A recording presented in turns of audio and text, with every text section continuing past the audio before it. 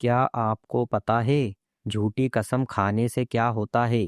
جھوٹی قسم کھانے پر ہمیں کفارہ دینا ہوتا ہے، لیکن کون سی جھوٹی قسم کھانے پر کفارہ لازم ہوتا ہے، یہ بھی ہم اس ویڈیو میں جانیں گے۔ جھوٹی قسم کھانا بہت بڑا گناہ ہے اور سچی قسم بھی بار بار کھانے سے برکت ختم ہوتی ہے۔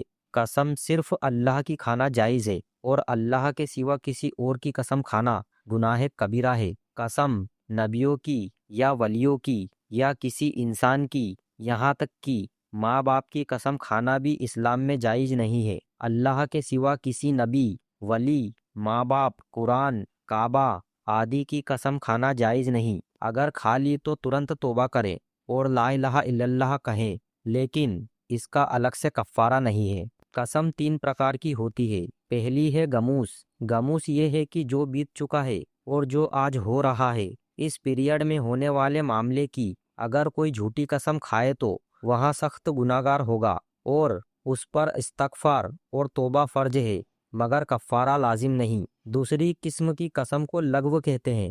لغو قسم اسے کہتے ہیں، مان لو جو سمے بیت چکا ہے اور جو آج کا سمے چل رہا ہے، اس سمے میں کوئی ایسی بات ہو جسے صحیح سمجھ کر غلطی سے قسم کھا لی، لیکن وہ معاملہ حقیقت میں غلط تھا۔ جیسے غلطی سے کہا خدا کی قسم کل جمعہ تھا، لیکن کل جمعہ نہیں تھا، تو اس طرح کی قسم کھا لی تو یہ معاف ہے۔ قسم کا تیسرا پرکار ہے موانقدہ۔ اس کا مطلب ہے مستقبل یعنی آنے والے سمے میں کسی کام کو کرنے یا نہ کرنے کی قسم کھانا، جیسے اللہ کی قسم میں آج کی بات پانی نہیں پیوں گا۔ اس طرح کی قسم توڑنے پر کفارہ دینا ہوگا اور کچھ صورتوں میں گناہگار بھی ہوگا۔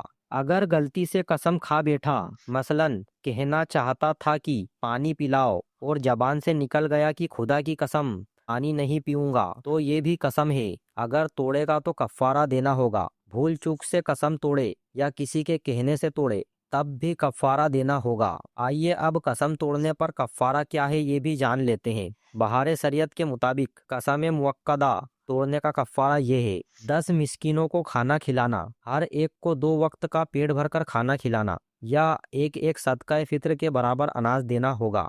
اگر یہ نہ کر سکے تو 10 مسکینوں کو کپڑا دینا ہوگا، اتنا کہ اس میں نماز ہو سکے، یا پھر ایک غلام آزاد کرنا، جو کہ آج کے دور میں لاگو نہیں۔ اگر ان تینوں میں سے کوئی بھی نہ کر سکے تو لگاتار 3 روزے رکھے۔ یہی قرآن کی سورہ مائدہ کے مطابق کفارہ ہے اور بہار شریعت میں بھی یہی بیان ہے۔